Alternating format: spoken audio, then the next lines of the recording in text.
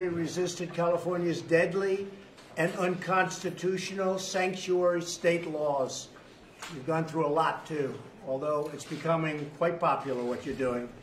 A law that forces the release of illegal immigrant criminals, drug dealers, gang members, and violent predators into your communities. California's law provides safe harbor to some of the most vicious and violent offenders on earth, like MS-13 gang members, putting innocent men, women, and children at the mercy of these sadistic criminals. But we're moving them out of this country by the thousands. MS-13, we're grabbing them by the thousands, and we're getting them out, Kevin. We're also joined by Attorney General Jeff Sessions. Jeff, thank you. The Secretary of Homeland Security, Kirstjen Nielsen. Secretary, thank you very much. I know you folks are keeping busy, right? Yes. Keeping busy at those borders. And Deputy ICE Director Tom Homan, who's going to be leaving us soon for a life of retirement, but there's no such thing as retirement for Tom. You've done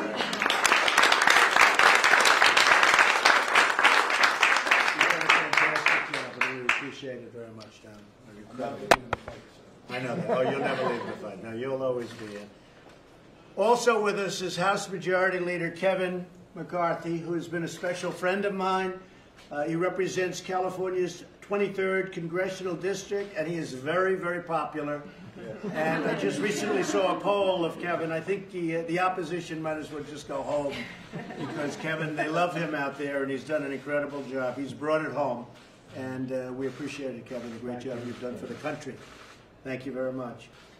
Unfortunately, Congress, and I have to say congressional Democrats, you take a look at what has been going on and what's going on with the laws, whether it's catch and release, or whether it's any of the things that we're fighting for and so hard. Now, we have started the wall. We're spending $1.6 billion between fixing and starting. You know, Melissa, what's been going on. We're getting it up. We have a lot of folks in California, they don't talk about it, but they want the wall up. And they're very happy. That's one of the reasons we started in California, but we made a lot of progress on it. And now we're going for the full funding for the wall, and we're going to try and get that as soon as possible. But it's become a very popular issue. In January, the Los Angeles Police Department arrested an illegal immigrant from Mexico for drug possession. Instead of honoring the ICE detainer, they set him free. Just a few weeks later, he was arrested again, this time for murder. So they arrested him, they had him, they let him go. Tom, you've seen this. They let him go, and he killed somebody. And it's happening more and more. And we get him out as fast as we can. We have the worst laws anywhere in the world for illegal immigration. There's no place in the world that has laws like we do.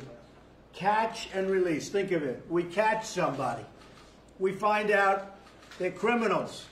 We end up having to release them, and they go into our society. Now, we do the best we can, I'll tell you. We do better than anybody, and our numbers are much better than in the past, but they're not nearly acceptable and not nearly as good as what we could have. We're down 40% from those other standards, so that's really good, meaning 40% crossings.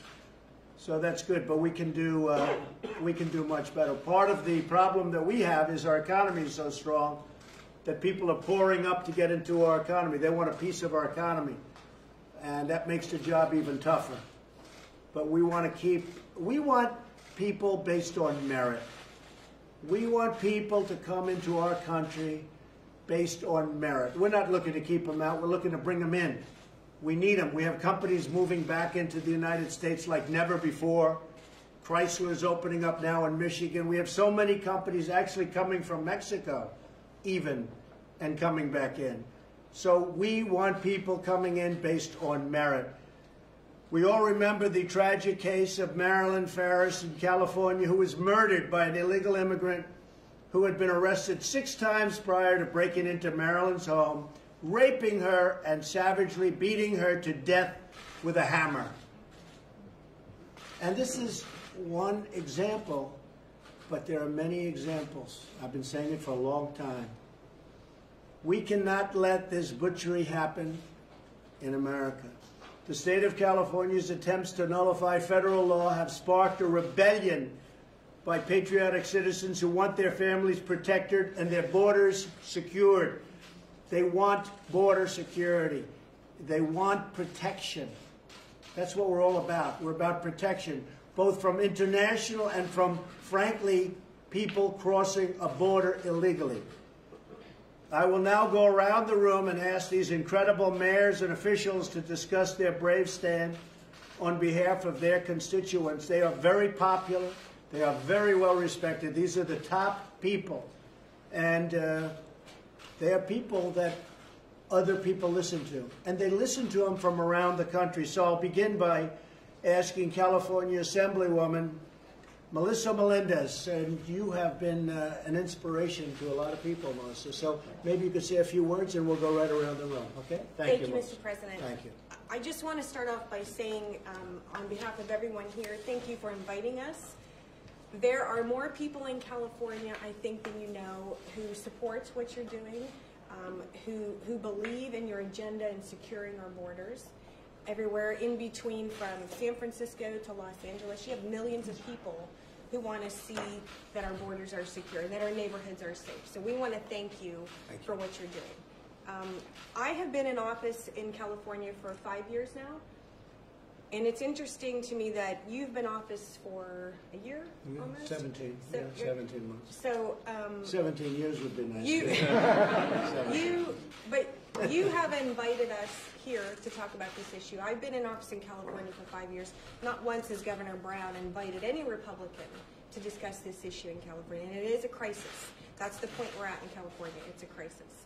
So for me and my constituents, and those are Democrats and Republicans and independents alike, because I get emails from all of them, they don't want to see another Kate Steinle. That's what I hear every single week. They don't want to see another Kate Steinle. So when my husband and I talk about this issue, we have 37 years of service between the two of us. We both served in the Navy. That's where we met. We know a lot about what it takes to protect our way of life, what it means to protect other people, but we want to make sure that our citizens are protected. And I think the resistance that started in the Democrat Party, this is your Republican resistance right here against what they're doing in California. And beyond Republican. I mean, this has really become a Democrat issue, a Republican issue. I think a lot of the Democrat politicians don't understand what's going on because it's actually good politically. People want safety. Yep. Thank you very much. I appreciate it. Sam, go ahead. Thank you, Mr. President. I am a proud immigrant here from Lebanon. 30 years ago, I came here to live the American dream, and we did well.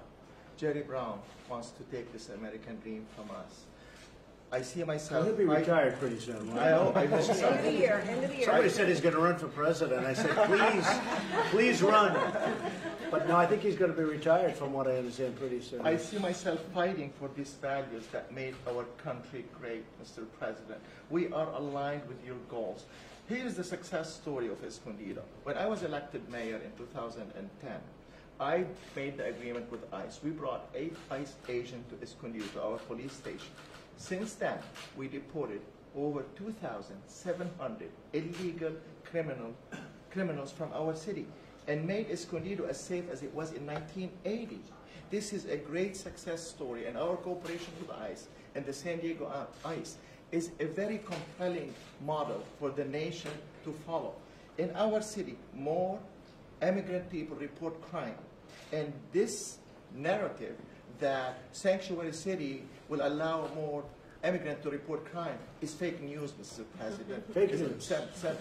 Fake news. We are going. California is going down the drain. It's going to be sorry, Congressman McCarthy, but California is the least business friendly, is the poorest city in the nation, the highest poverty rate, the highest taxes, you name it. Instead of fixing the Golden State and making it the American dream for everyone, they are dealing with illegal criminals. When Jerry Brown cares more about illegal criminals than he cares about the Hispanic community and the American citizen, this is insanity, and this is unconstitutional.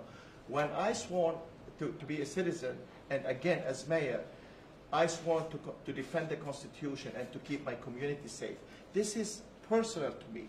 I'm going to work hard to make sure our community is safe. Escondido is a great example of our success. As a result of making Escondido safe, we brought $2 billion in investment to our city, and we outperformed San Diego County in economic growth. I am passionate about it. When I go back to California, I'm going to start a PAC, and we're going to fight the fight. We want to make sure if the Supreme Court does not repeal the sanctuary state, we're going to make sure the grassroots team, like you see today, we will repeal that. We are with you. We need to build that wall. We need to end the sanctuary state. We had 11 sanctuary cities not too long ago. Now we have 560. 10,000 illegal criminals have been released under the sanctuary But now state. it's reversing, Sam, and it It's really got reversing. bad, and now it's reversing. It's a big change of heart, of mind. People don't want sanctuary cities. They're dangerous. They don't want them anymore. So, thank you, Sam. Most of the people support us, Mr. President. 65% of the Hispanics support us. The liberal, the Democrat, everybody is supporting our. In my city, 90% are with us. Thank you. And I'll tell you what, I had a lot more support in the state of California than people understand here. Check the voting records, folks. Thank you. I'm Please. Crystal from the city of San Jacinto, and can I speak frankly? Yes. I'm sitting here in this room in awe of God's power, how he can take someone who was homeless in a tent, make them the mayor of the city, and bring them before the President of the United States of America, who wants to hear the cry of our people, and that's what's going on. Our people are the ones hurting. Sacramento is angry because they lost an election. For God's sakes, get over it. They're angry, and you know what? Now we're more angry. They're releasing these criminals not by their houses. They're not releasing them by their houses. They're releasing them by our houses. Our children are at risk. My community is my family. You're putting my family at risk. Every day we're getting more and more reports from the police department about how they can't arrest these people. They arrest them, everything's a misdemeanor. Because it's not near Jerry Brown's house. It's not near the elected official's house. It's in our communities, and we're tired of it. We need help, Mr. President. We need help protecting the city of San Jacinto, Escondido, the state of California. All of us need help getting this solved. I was just at a church the other day. I was at my church, and I went over to another one, a Hispanic church. And all the people from the Hispanic church were out there. And they all came up to me, you tell Mr. Trump that we have a message for him. We want help. You see, every one of us came from somewhere else. We all came from different countries. My husband is from Mexico. My family came way back from before the Revolutionary War, and we've been fighting for this country ever since, fighting for the constitutional rights of our country. I'm not going to stop fighting for those rights. Don't fight. Look, it's coming back, and it's coming back fast. Faster than even the people in this room understand. Kevin understands what's happening. You see it maybe better than anybody. But it's coming back. People are tired of this nonsense, and it's happening. So don't give up the fight. Don't give up the fight. You are our leader, Thank and you. thank God for you. Thank you very much. It's very Bless you. nice. And yours is an amazing story. Thank you. Very good. Thank you. Sheriff? Thank you, Mr. President. John DiAugustini. I'm the elected sheriff of El Dorado County, California. And the bottom line from sheriffs, and you hear from my peers as well, is we just want to do our jobs. We want to do what the people elected us to do, that is respect our Constitution and keep our communities safe. When this bill was being heard in legislature and it was going through, we have in California what we call leg days, where the state sheriffs go and meet with the legislators, moving these bills through. And what literally disgusted me was a common term that we heard throughout the discussion of SB 54 from different legislators. And the quote was, "We know this is bad policy, but it's great politics." That's wrong, because this bill absolutely jeopardizes public safety in our communities. We're not immigration officers. We never have been, and we're never going to be. We just want to be able to cooperate with our federal partners so that these folks that end up in our custody and need to be deported get deported. Well, Sheriff, I'll tell you what, it's not bad politics anymore. You know, if you look at what's going on, because I think maybe more than any place else right now, there's a revolution going on in California. They want safety. You know, you had the mayor of Oakland that I read where you had 1,000 people. Tom, you know this because it was your deal. You had 1,000 people together Many of these were illegals, they were criminals, they were all sorts of work. And she informed them, and they all fled, or most of them fled. And that whole operation that took a long time to put together, I mean, you talk about obstruction of justice. I would recommend that you look into obstruction of justice for the mayor of Oakland, California, Jeff. She advises 1,000 people. They told, get out of here, the law enforcement's coming. Yeah. And you worked on that long and hard, and you got there, and there were very few people there. To me, that's obstruction of justice. And perhaps the Department of Justice can look into that with respect to the mayor, because it's a big deal out there. And a lot of people are very angry about what happened. There's a lot of hard work and a lot of danger involved. And that was a terrible thing. Yes, ma'am. Mr. President, Natasha Johnson from the City of Lake Elsinore. As the mayor, April 24th, we took a formal position and adopted a resolution opposing SB 54. It was based on our constitutional duty to serve. I think everyone in this room that is elected knows that public safety is their #1 priority. But we can't say that we are public safety driven and also turn a blind eye to what is happening. It was courage and maybe a little risk. We were not risk averse to step out as one of the first cities to take a position. I think I'm more proud of the fact that we were just listening to what our community wanted, and they don't want it. They clearly don't want to have an overreach of their rights, and that's what really this stands for. So as far as the City of Lake Elsinore, I think that this is a siloed approach. I think SB 54 is a great representation, and I think maybe some have forgotten, maybe especially Sacramento, about a siloed approach right before 9/11, and some of the things that we really can look back in history and see. It's going to take a multi-agency approach. It's going to take coalition, a revolution, whatever you want to call it. But I'm completely impressed with the room and what we stand for. This isn't a fight. This is a battle. This is a war, and I know that we have a lot of work to do. This is just the beginning. We'll get it done. Thank you very much. Secretary Nielsen, would you like to say something? Mostly just thanks. I'm going to thank you for your leadership, sir, in bringing us all together, but in also recognizing what a very important issue this is. And this week, as many of you know, we celebrate Police Week, and we celebrate law enforcement. Everyone in this room is an enforcer of the law, and I thank you for that, and I thank you for your leadership. When states are turning their back on the U.S. Constitution and their communities, you are standing up, and we greatly, greatly appreciate your partnership. I know Director Homan will give us more details on the dangers of sanctuary cities, which you're living, as do our officers and folks who work at ICE and other parts of the federal family. But I just want to hear from you and just thank you. Thank you for your partnership and for standing up for your communities. Thank you. Thank you. And you're doing a good job, and it's not an easy job. I know what you're going through right now with families is very tough, but those are the bad laws that the Democrats gave us. We have to break up families. The Democrats gave us that law. It's a horrible thing. We have to break up families. The Democrats gave us that law, and they don't want to do anything about it. They'll leave it like that because they don't want to make any changes. And now you're breaking up families because of the Democrats. It's terrible. Yeah. How you doing there, President Trump? I'm Troy Edgar, Los Alamitos Mayor. It's an honor to be here. You know, I just want to say thank you for inviting us also to the residents earlier today. You know, as a previous ex-Navy guy and being able to be on the city council of a small city, it's people like you that are actually bringing the people back to the people's house, your house, our house, so we really appreciate it. You know, going through, I also want to say thank you to Secretary Nielsen.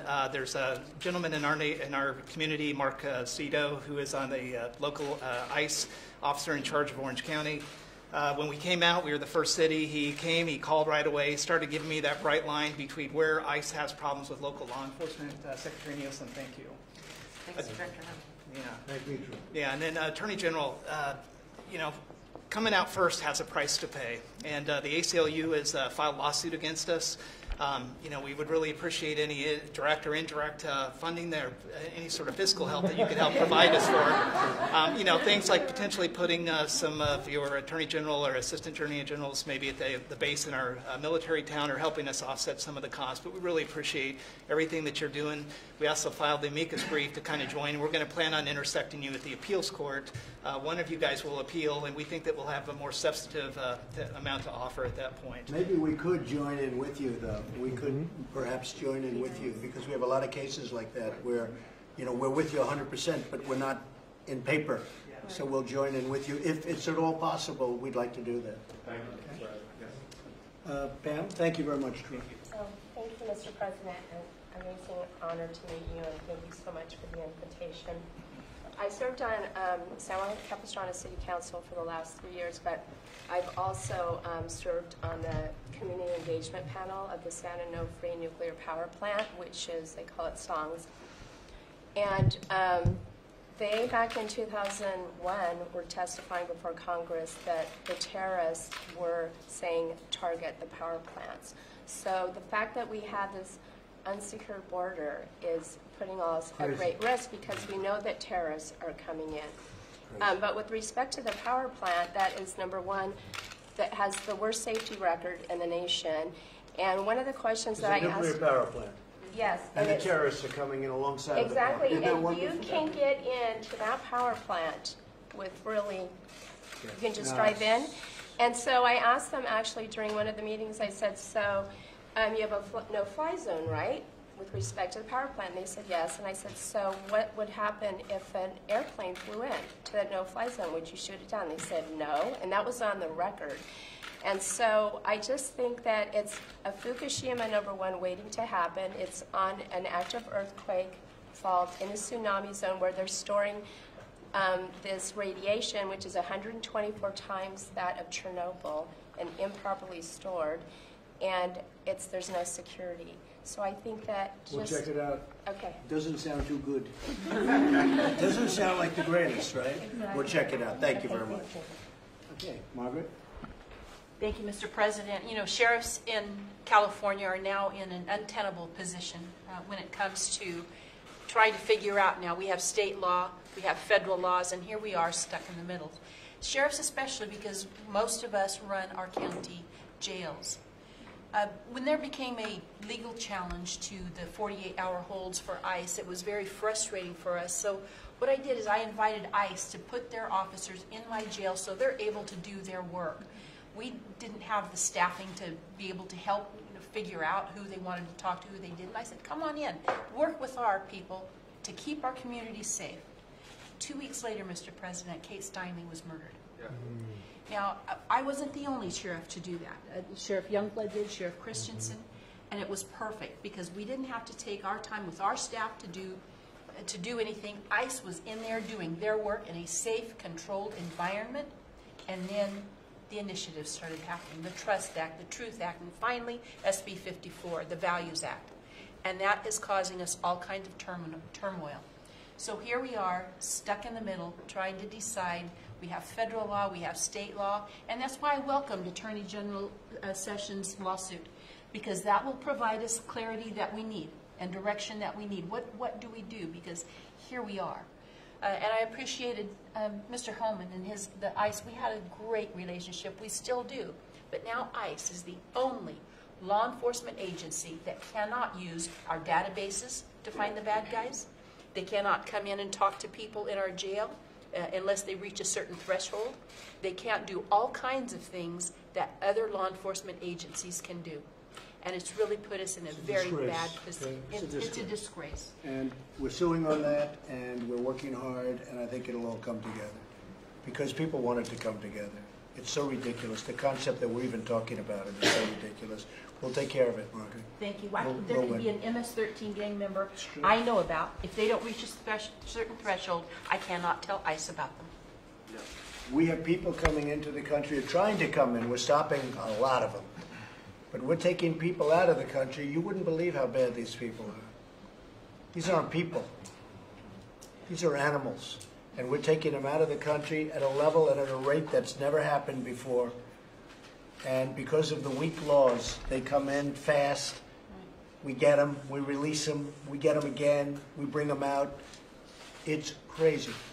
The dumbest laws, as I said before, the dumbest laws on immigration in the world. So we're going to take care of it, Barbie. We'll get it done. I'm going to ask that man right there because that man can do it. Right now he's the most important man in the room. Kevin can do it. Is Kevin? Please. Well, first of all, I want to thank all of you because most people around the country do not realize how your hands are tied behind your back. The only thing you want to do is to have safe streets, safe neighborhoods, and protect your communities.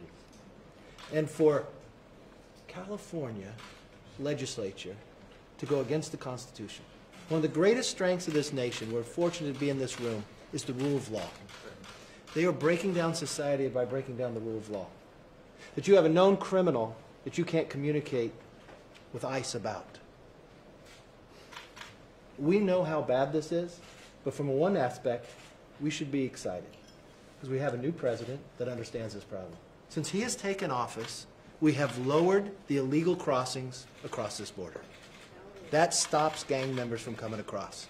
He has started building the wall, $1.6 billion. And you know where that wall is starting to be built? In California. He has pushed a number of bills through. One, to try to stop sanctuary cities. To reward those who uphold the Constitution. Second, to stop the MS-13 gang members. And you know what's interesting after you moved that bill? A governor of New York, Mr. Cuomo, who thought that wasn't a problem, I saw him sign one similar just the other day because he watched what was happening as well. So collectively, it was city councils and sheriffs. City council, not your full-time job, but you listened to your community. You saw the problem that was going on. So things are improving. And that's why I'm so thankful for this president to call us together, because collectively we'll be stronger.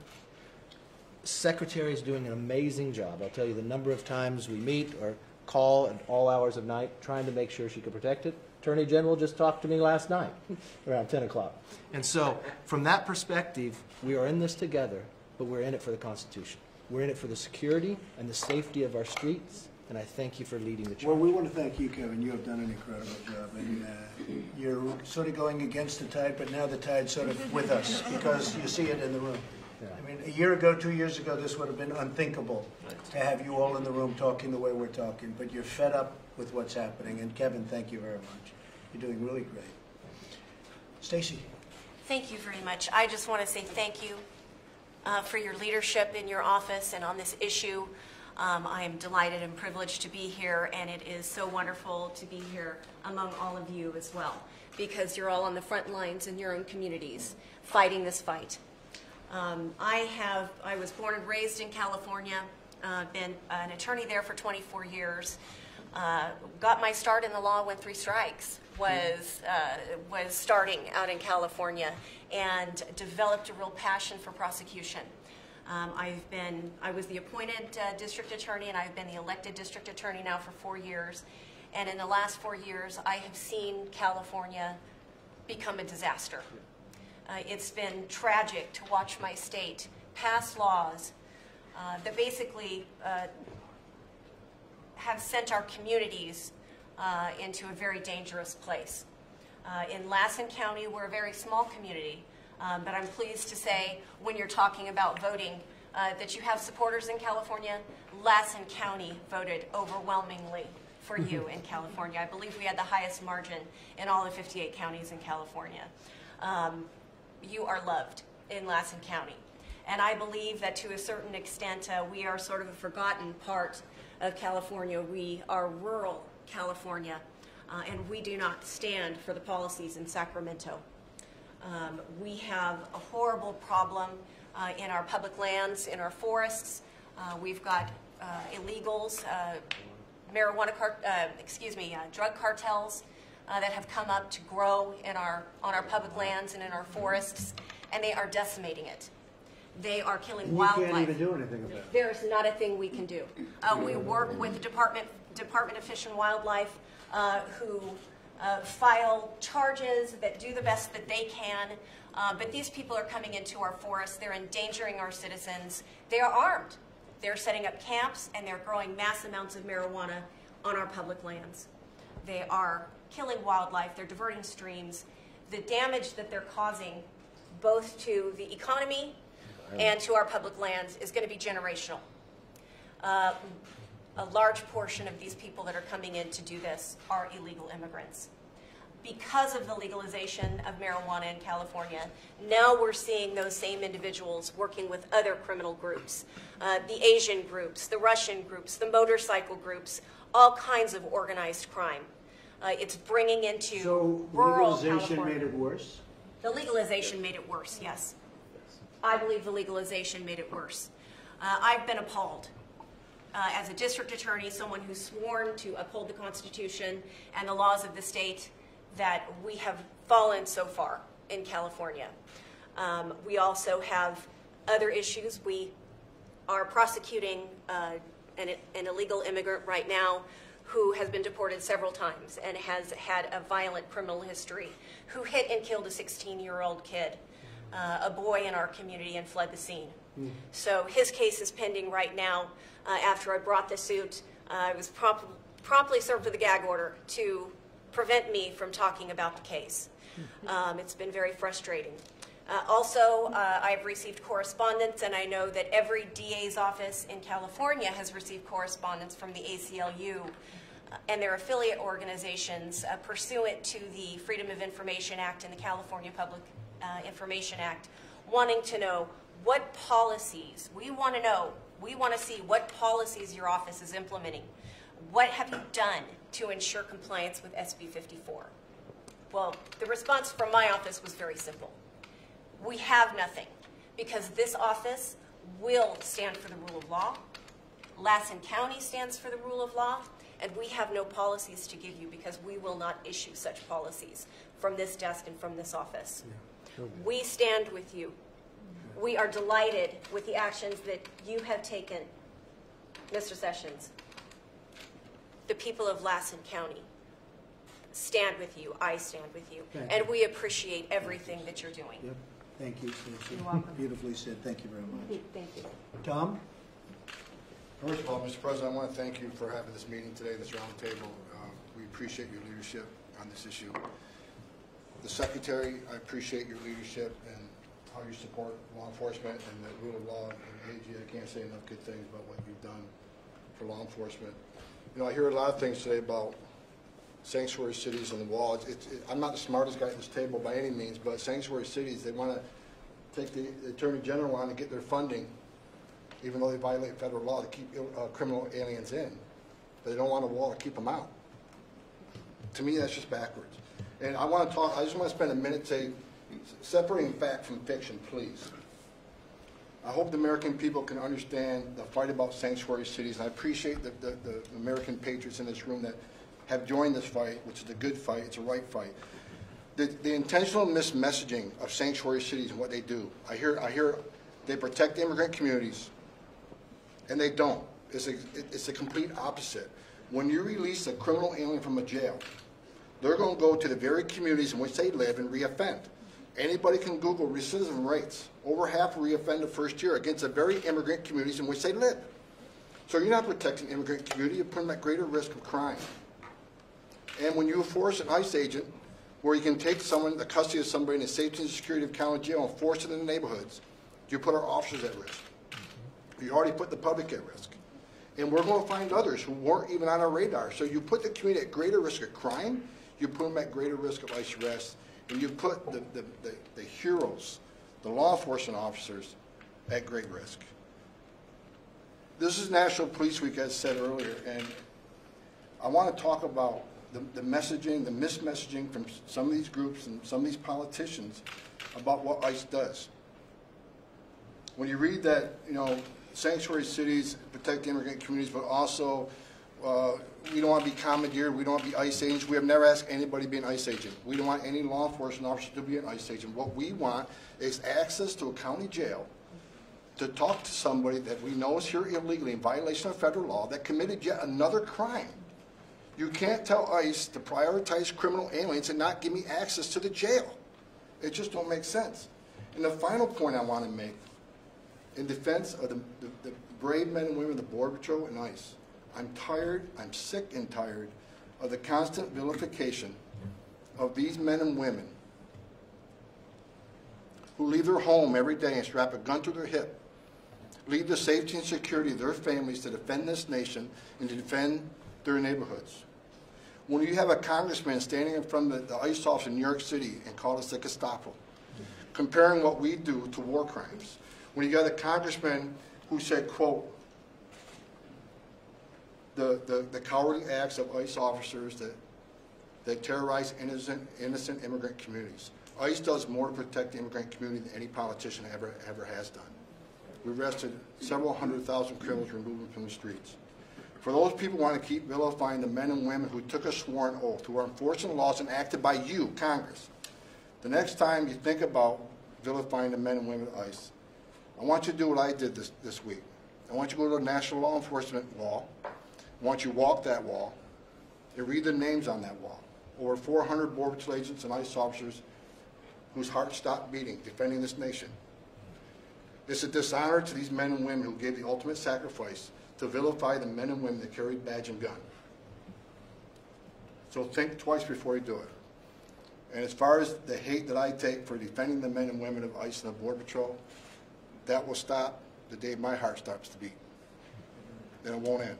And even though I may be retiring soon, this fight doesn't end with me. I'll stay engaged and I'll keep fighting for you, sir. So thank you very much. Thank you very much. I've worked with 6 presidents, and I respect them all. But no president has done more than you for border security and for law enforcement. I think every law enforcement officer at this table would agree with me. Thank you very much, Sean. That's very nice. That's a great compliment, believe me, because you have indeed worked for 6, and all 6 respected you greatly. None more than me. Thank you very much. I just wish you could have said that to the press, but you know, here's the good news. You have such a beautiful full head of hair. You look good even. I appreciate it, Tom. That's really nice. Thank you very much. Elaine? Good afternoon, Mr. President, and thank you for inviting us here to share our thoughts with you. I'm Elaine Genoway, Mayor of the City of Laguna Niguel in Orange County, California. And so really appreciate the opportunity to let you know what our residents are feeling. But first I'd like to ask Director Homan, please let the men and women of ICE know that they have our gratitude and our deep, deep appreciation for what they do. But you know, Laguna Niguel took a stance against SB 54 because that is the greatest threat to the safety of all of California residents, all of our residents, all of our communities, and that includes our immigrant communities.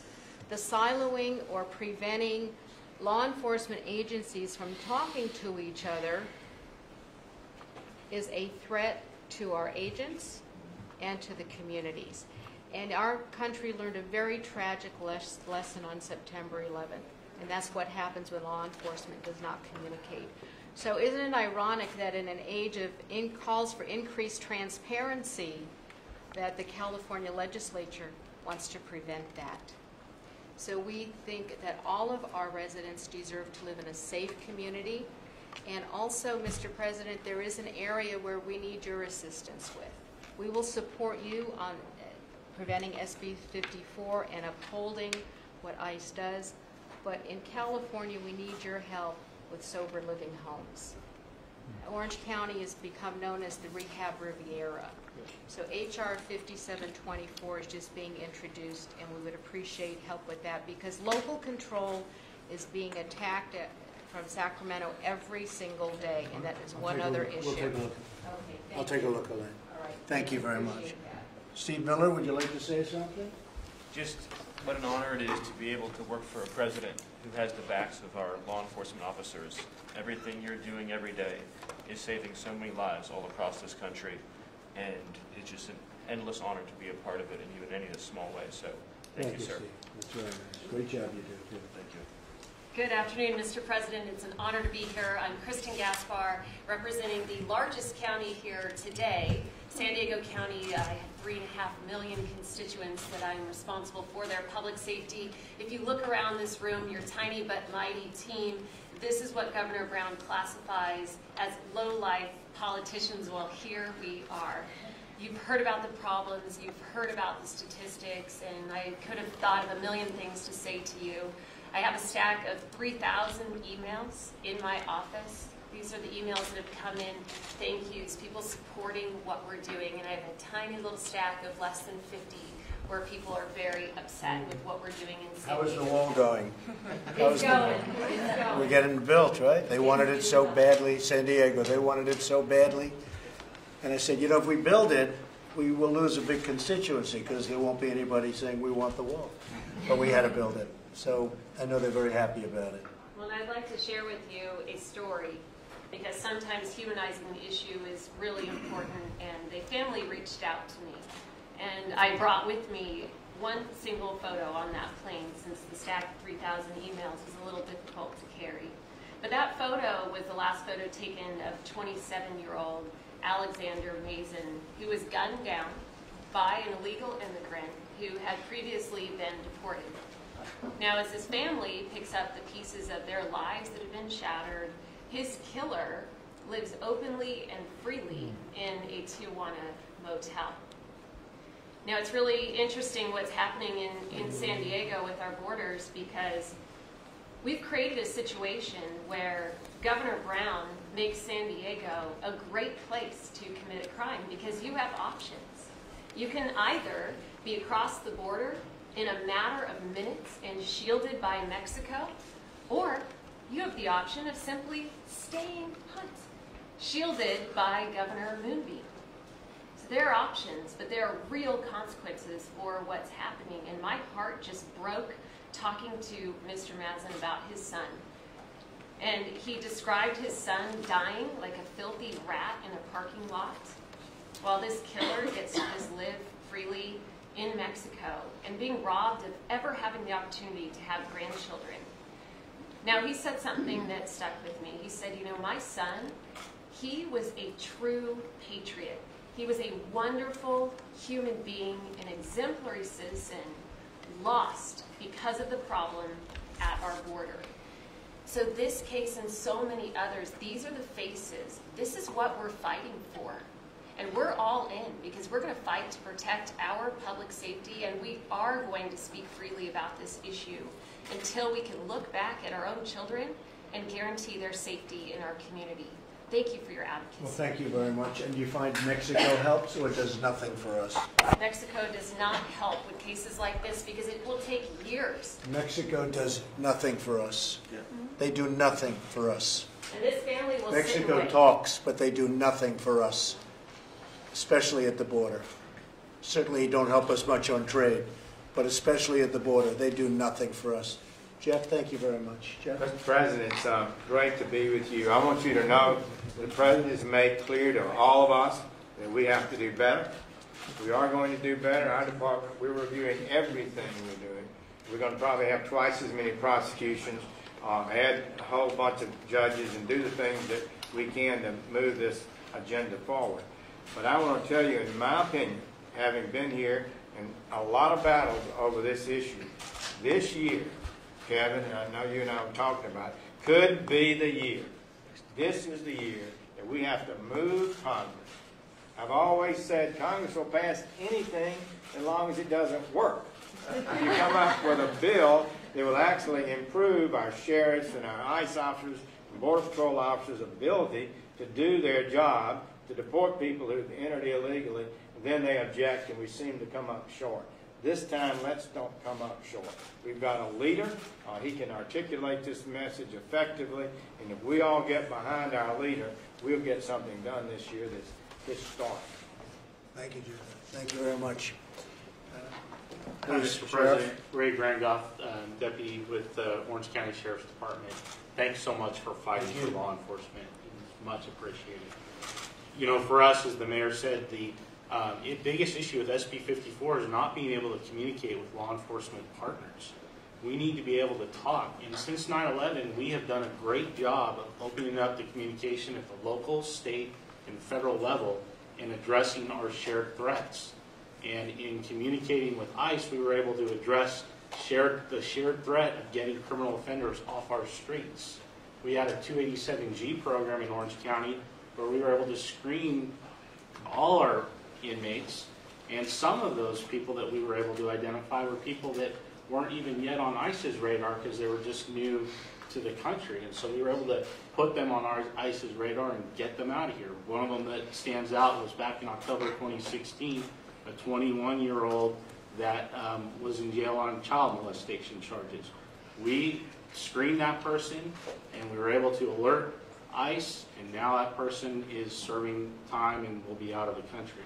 But that goes away with SB 54, and we're not able to talk, and that is not a good thing. We need to address those shared threats. So we will reap these bad policies that have been sown, but the lawsuit and what your administration is doing to fight that is a huge help. So keep it up. Thank you, Thank you so much. Thank you very much. I appreciate it. Hi, Julie Hackworth, McIntyre, City of Barstow. We have the longest cul-de-sac. The National Training Center is 27 miles from the City of Barstow. When we joined the amicus brief, we recognized that myself and my council members was that federal law reigns over immigration, not the state. What is happening and listening around this table of what's happening in other communities, I haven't had anything personal from the ICE of illegal immigrations yet, but I know it's coming because we can't enforce anything. Crime rate is up in California, and it's going to continue to rise as long as these policies are blanketed across California. And they're not talking to the small communities. We talk to our citizens every day. They're afraid. And we have the crime rate in the nation is way down, but in California it's up because of the ridiculous laws. Yes. Go ahead. And I just appreciate, Mr. President, for you here listening to our concerns, listening to, it's going to take all of us, and I think we're ready to make the fight to California to say enough's enough. We're done. The blanketed policies across California aren't working. So we need help. I'm glad that you're making this fight known. We appreciate everyone in your staff and your administration helping and pushing through to make sure that our communities are safe. Thank you very much. Appreciate it. Thank you. Mr. President, I'm Maury Kusamoto from the tiny town of Los Alamitos, and we were first and we were boldest. And